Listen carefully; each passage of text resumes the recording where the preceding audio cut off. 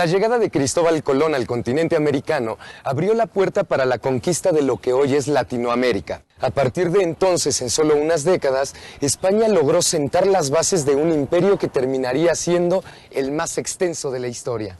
En ese territorio se incluía el área total de lo que hoy es México, y que durante los años del periodo colonial llevó el nombre de Virreinato de la Nueva España. Como vimos antes, este era el lugar en que se asentaban los pueblos mesoamericanos antes de la llegada de los navegantes europeos. Todos ellos terminarían siendo dominados por el Imperio Español, después de un proceso que es uno de los episodios fundamentales y también más difíciles de nuestra historia. El encuentro de las dos culturas sucedió sin haber sido planeado y terminaría cambiando ambos pueblos para siempre. En esta ocasión, analizaremos los principales aspectos que se relacionan con la llegada de los europeos a nuestras tierras y de lo que hemos llegado a conocer con el breve nombre de la conquista.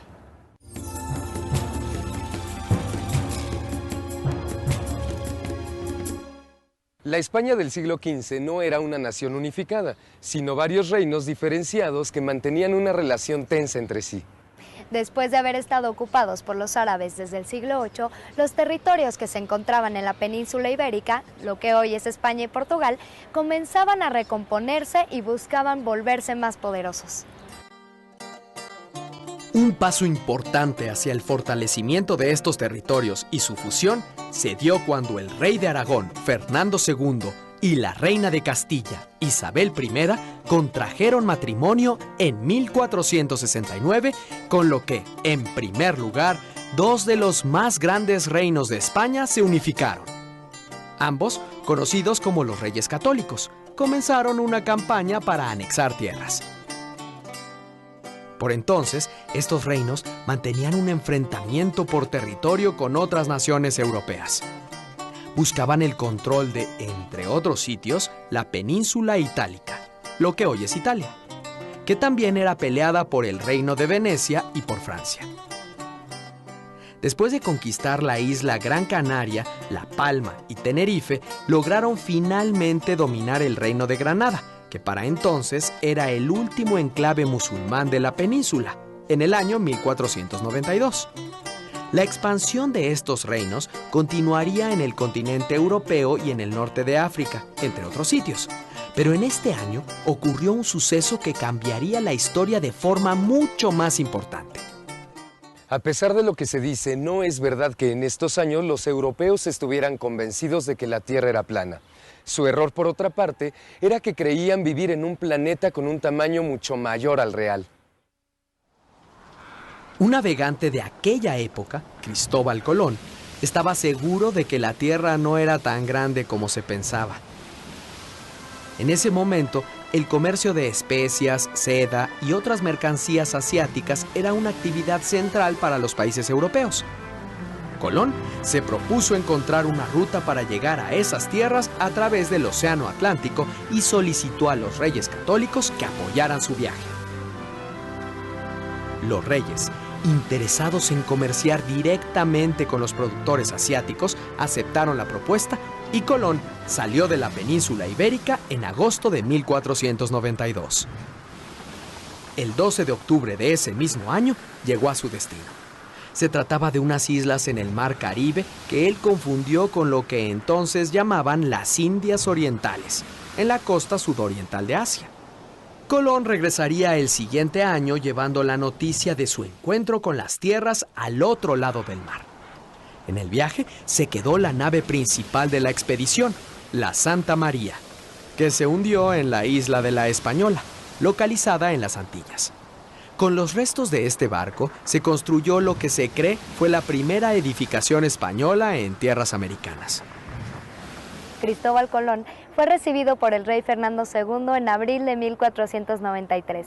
Murió en 1506 sin saber que había encontrado un continente del cual los europeos hasta entonces ignoraban su existencia. Así, aunque nunca llegó a saberlo, su viaje terminó siendo el primer paso del encuentro de dos mundos. Esta palabra encuentro se acerca mucho más al sentido de lo que sucedió en comparación con la frase que hasta hace poco se utilizaba para nombrarlo, descubrimiento de América, en razón de que Colón no fue el primer europeo en llegar a tierras americanas. ni supo jamás que se trataba de otro continente. Sobre todo, no puede hablarse de que estas tierras se hubieran descubierto porque desde hacía miles de años habían estado habitadas por otros pueblos. El principal logro de esta primera expedición, como lo dijimos, fue abrir la ruta hacia América. Los reyes católicos comenzaron a hacer planes para la conquista de estas tierras y, en primer lugar, declararon su autoridad sobre ellas y todo lo que más allá de ellas se encontrara. El Reino de Portugal, que por entonces llevaba algunos años ensayando nuevas rutas para comerciar y buscaba también territorios que pudieran ser conquistados, protestó de inmediato. Querían tener su parte de ganancias a partir de este descubrimiento.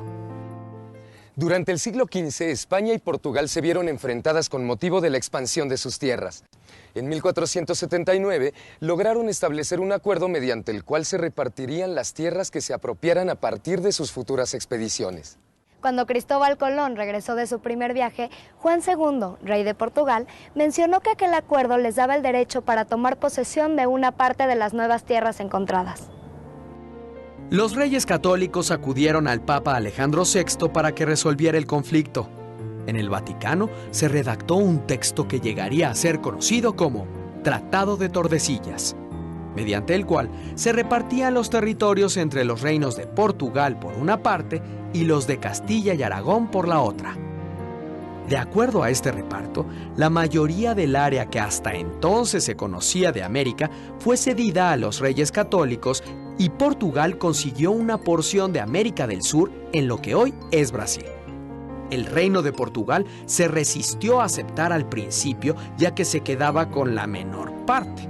Sin embargo, no tuvo opción más que acatar la decisión papal y el tratado acabaría firmándose en 1494. A cambio, el Vaticano pidió en primer lugar que los reinos involucrados en las expediciones y la conquista se comprometieran a evangelizar a la población que habitara estas tierras. Con esto, la Iglesia se aseguraba de obtener un enorme beneficio: el crecimiento del número de fieles. Como podía esperarse, la solución propuesta por el Papa no fue suficiente para terminar con el pleito entre Portugal y Castilla por las nuevas tierras y las riquezas de las que podían adueñarse. Las dos partes aún tenían por delante un largo enfrentamiento que duraría casi 3 siglos por una buena parte de Sudamérica.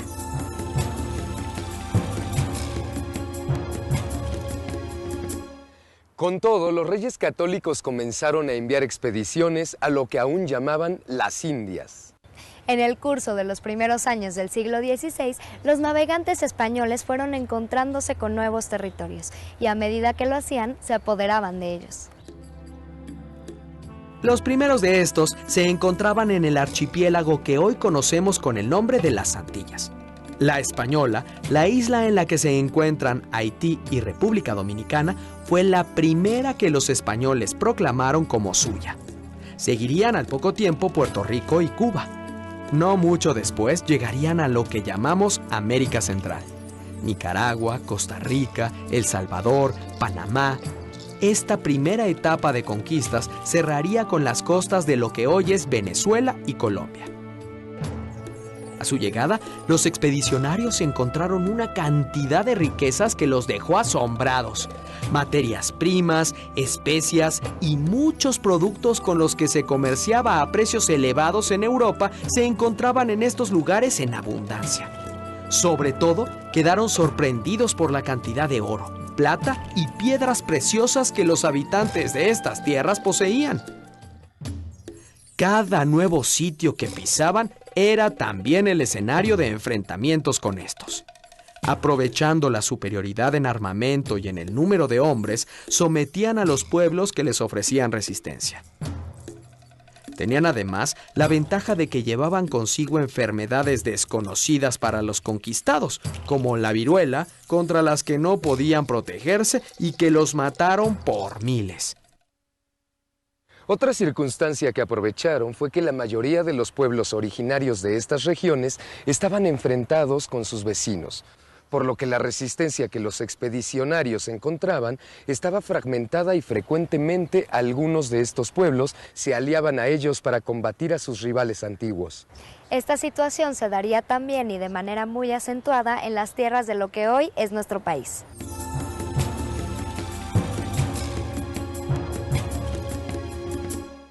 Como vimos antes, la región que conocemos como Mesoamérica era el hogar de una larga lista de pueblos con una historia centenaria detrás de ellos. Muchas civilizaciones habían nacido, llegado a su esplendor, y algunas de ellas habían desaparecido antes de que los europeos llegaran al continente. Esta historia había transcurrido sin que los nuevos conquistadores tuvieran la menor noticia de ella. En 1517, los mayas, que habitaban en la península de Yucatán, el sureste de México y una porción de Centroamérica, se encontraban lejos de los años de su esplendor cultural. En marzo de ese año, contemplaron sorprendidos la llegada de los expedicionarios españoles. Estos desembarcaron en la península después de haber pasado por el sitio que bautizaron como Isla Mujeres. Poco después de haber pisado tierra, tomaron posesión de este lugar nuevo para ellos. La razón por la que esta y las siguientes expediciones fueron enviadas era la búsqueda de tesoros y recursos que habían sido anunciadas a los reyes católicos por los primeros navegantes que desembarcaron en Europa. La principal intención de la corona era anexarse nuevos territorios para, en primer término, enriquecerse. A la primera expedición en llegar a tierras mayas siguieron varias que estuvieron animadas en primer lugar por la obtención de objetos de oro. A cada nuevo viaje, los españoles fueron adentrándose cada vez más en tierras mexicanas. Entre otras cosas, lo que los españoles descubrieron en estos viajes fue que la mayoría de las poblaciones que encontraban en su camino estaban dominadas por el imperio mexica o azteca. Este dominio se ejercía por medio de la violencia y el miedo.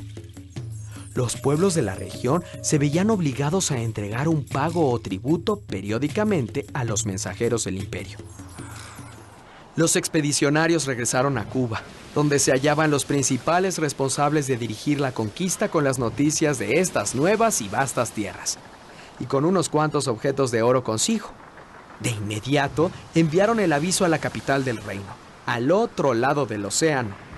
Pero antes de haber recibido la respuesta, organizaron una expedición masiva para avanzar tierra adentro y tomar posesión de los nuevos lugares. Diego Velázquez de Cuéllar, gobernador de la isla de Cuba, que entonces era llamada Fernandina, nombró capitán de esta empresa a Hernán Cortés. El 10 de febrero de 1519, Hernán Cortés salió de la isla de Cuba hacia las tierras continentales. Habían logrado reunir más de 550 hombres y 200 auxiliares, prisioneros de los pueblos nativos y esclavos de África. Los conquistadores llevaban consigo armas y 16 caballos. El primer desembarco ocurrió una vez más en la península de Yucatán. En esta primera avanzada no hubo enfrentamientos. Los expedicionarios recolectaron un botín y dejaron el lugar pacíficamente. Poco después llegaron a lo que hoy es Tabasco, territorio de los mayas chontales. En esta ocasión se desarrolló la primera batalla, en la que predominaron los invasores. Los nativos, para pacificarlos, les entregaron varias mujeres. Entre ellas estaba incluida una maya que era conocida por ser hábil con los idiomas y que llegaría a convertirse en traductora para los españoles. También se convertiría en amante de Hernán Cortés, con quien tendría un hijo. Esta mujer ha pasado a la historia con el sobrenombre de La Malinche. Hernán Cortés y sus hombres avanzaban por tierra recolectando riquezas a medida que se informaban acerca del imperio mexica y sus gobernantes. Estos, encabezados por el Tlatoani Moctezuma Xocoyotzin, ya tenían noticias también de los españoles y se preparaban para su llegada. Los españoles tenían cada vez más señales de la enemistad entre los pobladores que encontraban y los mexicas o aztecas. En vista de eso, Cortés fue trazando un plan para utilizar el poder de los totonacas, uno de los pueblos que más resentía el dominio mexica, en el avance para tomar la ciudad de Tenochtitlan, capital del imperio, y derrotarlos. En este avance, los totonacas sumaron 1,300 hombres a las fuerzas españolas. Para entonces, Hernán Cortés ya se había rebelado frente a las autoridades inmediatas, encabezadas por Diego Velázquez de Cuéllar. En aquel momento manifestaba que ya no era leal a nadie más que a los reyes católicos. En realidad, ya se encontraba trabajando por su cuenta.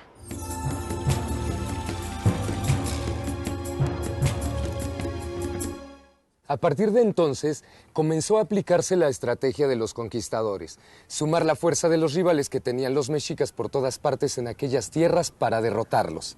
Uno de los pueblos que ofrecía más resistencia a los mexicas era el Tlaxcalteca.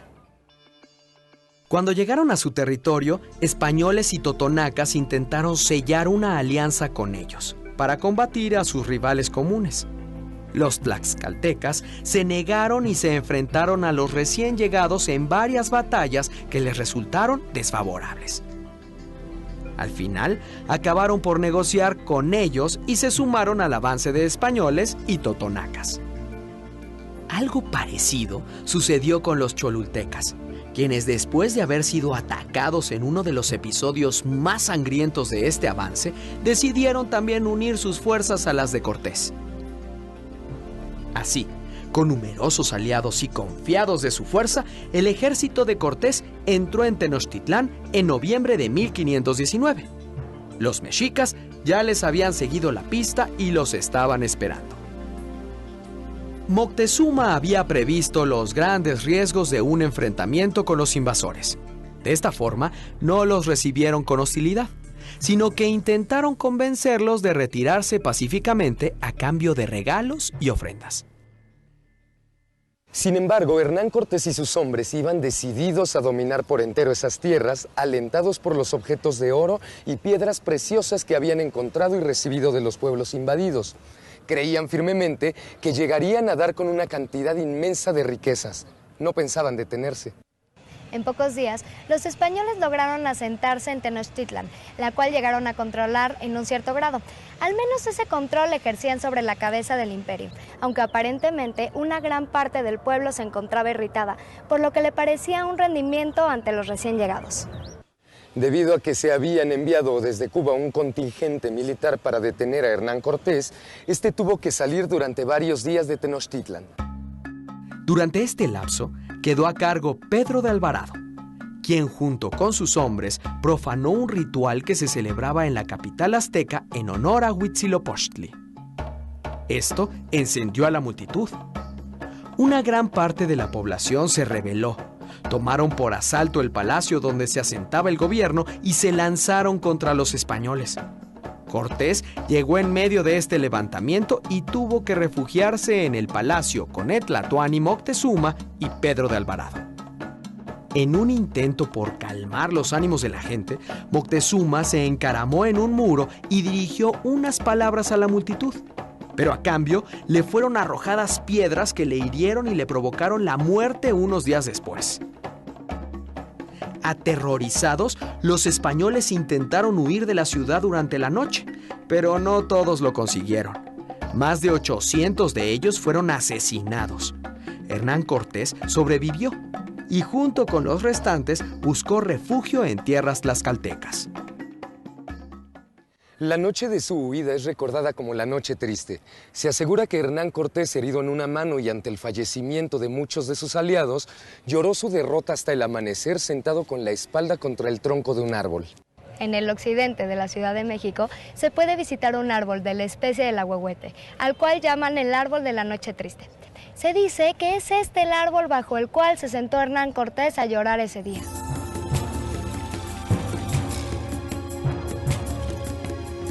Sin embargo, los invasores no estaban dispuestos a retirarse tan pronto, después de haber planeado durante tanto tiempo el avance. Tendría que pasar un año durante el cual residieron en el territorio de los tlaxcaltecas para que el ejército de Cortés pudiera reagruparse y planear su siguiente avance sobre Tenochtitlan, que esta vez sería decisivo. Durante ese año, Tenochtitlán vivió tiempos muy difíciles. A la inestabilidad que se había generado se sumó la llegada de la viruela, que mató a la población por miles. Por otra parte, había escasez de alimentos, lo que provocó más muertes a su vez. Cuauhtémoc había sido nombrado como el nuevo Tlatoani. Había pasado este tiempo tratando de encontrar aliados entre los pueblos vecinos para enfrentar a los invasores, pero sus esfuerzos no encontraron respuesta. No era fácil para ellos perdonar los abusos a los que habían sido sometidos por parte de los mexicas. A pesar de que fueron víctimas de nuevos ataques, Cortés y su ejército no resultaron afectados seriamente y su alianza con los tlaxcaltecas se mantuvo en el momento decisivo. Es decir, cuando en febrero de 1521 se lanzaron a Tenochtitlan para sitiarla y tomarla en forma definitiva. Fueron meses de arduas ofensivas por parte de los invasores y de dura defensa y contraataque por parte de los mexicas y sus últimos aliados, entre los que se contaban los pueblos de los Malinalcas y los Matlancincas.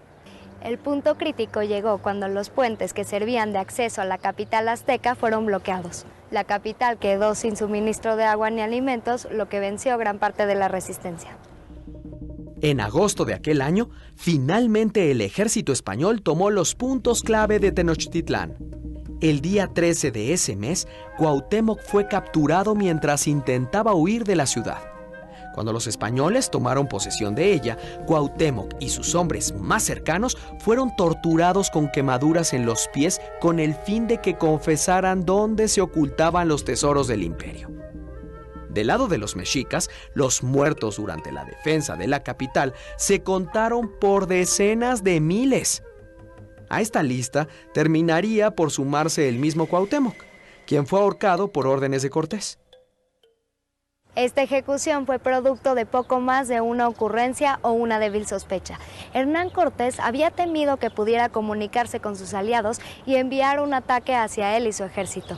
4 años después de la toma de Tenochtitlan, Cuauhtémoc fue ahorcado en un acto innecesario.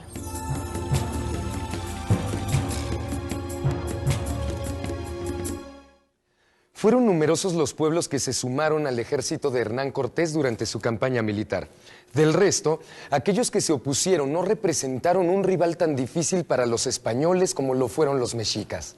El dominio de los pueblos restantes se obtuvo mediante ofensivas militares relativamente breves y poco costosas para los invasores, aunque durante los siguientes decenios todavía llegarían a enfrentarse con diversos problemas en distintos sitios de sus nuevas tierras.